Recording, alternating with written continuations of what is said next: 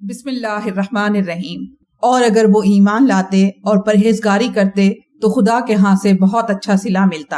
اے کاش وہ اس سے واقف ہوتے۔ اے اہل ایمان، گفتگو کے وقت پیغمبر خدا سے رائنا نہ کہا کرو، انظرنا کہا کرو اور خوب سن رکھو، اور کافروں کے لیے دکھ دینے والا عذاب ہے۔ جو لوگ کافر ہیں، اہل کتاب یا مشرک، وہ اس بات کو پسند نہیں کرتے کہ تم پر تمہارے پروردگار کی طرف سے خیر و برکت نازل ہو، اور خدا تو جس کو چاہتا ہے اپنی رحمت کے ساتھ خاص کر لیتا ہے، اور خدا بڑے فضل کا مالک ہے۔ ہم جس آیت کو منسوخ کر دیتے یا اسے فراموش کرا دیتے ہیں تو اس سے بہتر یا ویسی ہی اور آیت بھیج دیتے ہیں۔ کیا تم نہیں جانتے کہ خدا ہر بات پر قادر ہے؟ تمہیں معلوم نہیں کہ آسمانوں اور زمین کی بادشاہت خدا ہی کی ہے، اور خدا کے سوا تمہارا کوئی دوست اور مددگار نہیں۔ کیا تم یہ چاہتے ہو کہ اپنے پیغمبر سے اسی طرح کے سوال کرو جس طرح کے سوال پہلے موسیٰ سے کیے گئے تھے؟ اور جس شخص نے ایمان چھوڑ کر اس کے بدلے کفر لیا، وہ سیدھے رستے سے بھٹک گیا۔ بہت سے اہل کتاب اپنے دل کی جلن سے یہ چاہتے ہیں کہ ایمان لا چکنے کے بعد تم کو پھر کافر بنا دیں، حالانکہ ان پر حق ظاہر ہو چکا ہے، تو تم معاف کر دو اور درگزر کرو، یہاں تک کہ خدا اپنا دوسرا حکم بھیجے۔ بے شک خدا ہر بات پر قادر ہے۔ اور نماز ادا کرتے رہو اور زکوٰۃ دیتے رہو، اور جو بھلائی اپنے لیے آگے بھیج رکھو گے اس کو خدا کے ہاں پالو گے۔ کچھ شک نہیں کہ خدا تمہارے سب کاموں کو دیکھ رہا ہے۔ اور یہودی اور عیسائی کہتے ہیں کہ یہودیوں اور عیسائیوں کے سوا کوئی بہشت میں نہیں جانے کا۔ یہ ان لوگوں کے خیالات باطل ہیں۔ اے پیغمبر، ان سے کہہ دو کہ اگر سچے ہو تو دلیل پیش کرو۔ ہاں، جو شخص خدا کے آگے گردن جھکا دے، یعنی ایمان لے آئے، اور وہ نیکوکار بھی ہو، تو اس کا صلہ اس کے پروردگار کے پاس ہے۔ اور ایسے لوگوں کو قیامت کے دن نہ کسی طرح کا خوف ہوگا اور نہ وہ غمناک ہوں گے۔ اور یہودی کہتے ہیں کہ عیسائی رستے پر نہیں، اور عیسائی کہتے ہیں کہ یہودی رستے پر نہیں، حالانکہ وہ کتاب الہی پڑھتے ہیں۔ اسی طرح بالکل انہی کی سی بات وہ لوگ کہتے ہیں جو کچھ نہیں جانتے، یعنی مشرک۔ تو جس بات میں یہ لوگ اختلاف کر رہے ہیں، خدا قیامت کے دن اس کا ان میں فیصلہ کر دے گا۔ اور اس سے بڑھ کر ظالم کون جو خدا کی مسجدوں میں خدا کے نام کا ذکر کیے جانے کو منع کرے اور ان کی ویرانی میں سائی ہو۔ ان لوگوں کو کچھ حق نہیں کہ ان میں داخل ہوں مگر ڈرتے ہوئے۔ ان کے لیے دنیا میں رسوائی ہے اور آخرت میں بڑا عذاب۔ اور مشرق اور مغرب سب خدا ہی کا ہے، تو جدھر تم رخ کرو ادھر خدا کی ذات ہے۔ بے شک خدا صاحب وسعت اور باخبر ہے۔ اور یہ لوگ اس بات کے قائل ہیں کہ خدا اولاد رکھتا ہے۔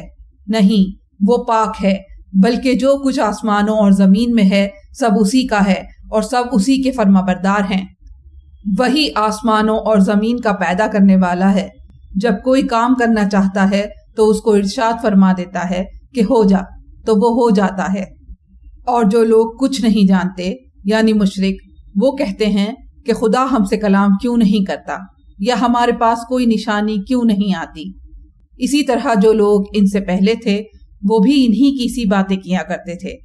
ان لوگوں کے دل آپس میں ملتے جلتے ہیں۔ جو لوگ صاحب یقین ہیں ان کے سمجھانے کے لیے نشانیاں بیان کر دی ہیں۔ اے محمد صلی اللہ علیہ وآلہ وسلم، ہم نے تم کو سچائی کے ساتھ خوشخبری سنانے والا اور ڈرانے والا بنا کر بھیجا ہے، اور اہل دوزخ کے بارے میں تم سے کچھ پرسش نہیں ہوگی، اور تم سے نہ تو یہودی کبھی خوش ہوں گے اور نہ عیسائی، یہاں تک کہ تم ان کے مذہب کی پیروی اختیار کر لو۔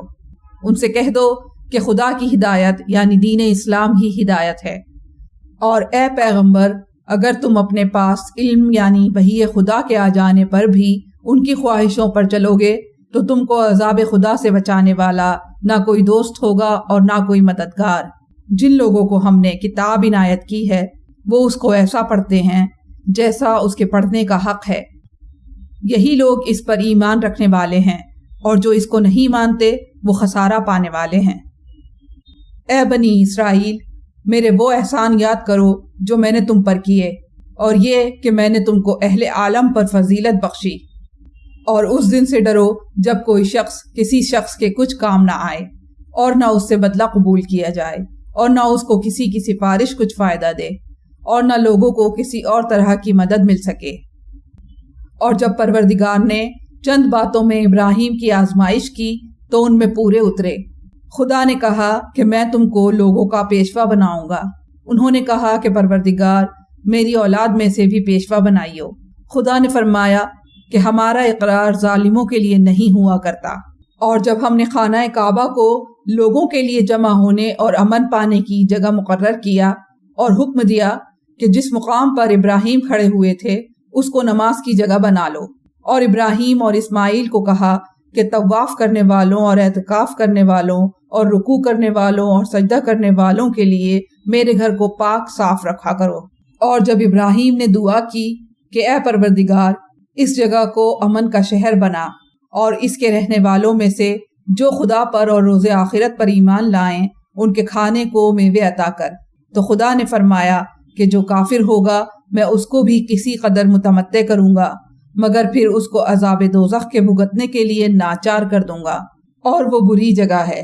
اور جب ابراہیم اور اسماعیل بیت اللہ کی بنیادیں اونچی کر رہے تھے تو دعا کیے جاتے تھے کہ اے پروردگار ہم سے یہ خدمت قبول فرما، بے شک تو سننے والا اور جاننے والا ہے۔ اے پروردگار ہم کو اپنا فرما بردار بنائے رکھیو، اور ہماری اولاد میں سے بھی ایک گروہ کو اپنا مطیع بنائے رہیو، اور پروردگار ہمیں طریق عبادت بتا اور ہمارے حال پر رحم کے ساتھ توجہ فرما، بے شک تو توجہ فرمانے والا مہربان ہے۔ اے پروردگار ان لوگوں میں انہی میں سے ایک پیغمبر مبعوث کیجیو جو ان کو تیری آیتیں پڑھ پڑھ کر سنایا کرے اور کتاب اور دانائی سکھایا کرے اور ان کے دلوں کو پاک صاف کیا کرے، بے شک تو غالب اور صاحب حکمت ہے۔